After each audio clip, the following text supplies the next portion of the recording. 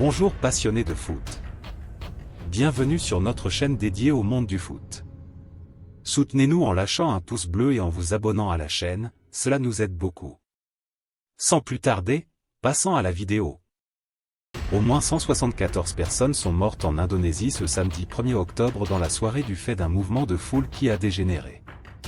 La bousculade a eu lieu lorsque des milliers de fans en colère de l'équipe du Arema FC ont envahi le stade après la défaite de leur équipe 3-2 contre celle de Persebaya Surabaya et ont été aspergés de gaz lacrymogène.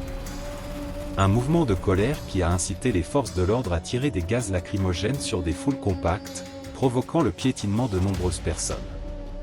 Les images capturées à l'intérieur du stade montrent également une énorme quantité de gaz lacrymogène et des personnes s'agrippant aux barrières, tentant de s'échapper.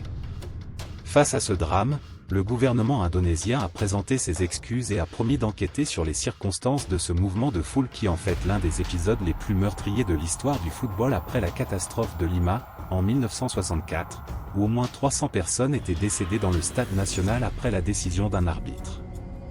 C'est un incident regrettable qui blesse notre football à un moment où les supporters peuvent assister à un match dans un stade, après une longue interruption pendant la pandémie de Covid-19, a déclaré le ministre indonésien des Sports et de la Jeunesse, Zainuddin Amali.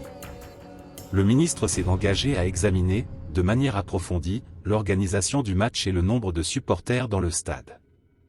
Le stade contenait 42 000 personnes et était au complet selon les autorités.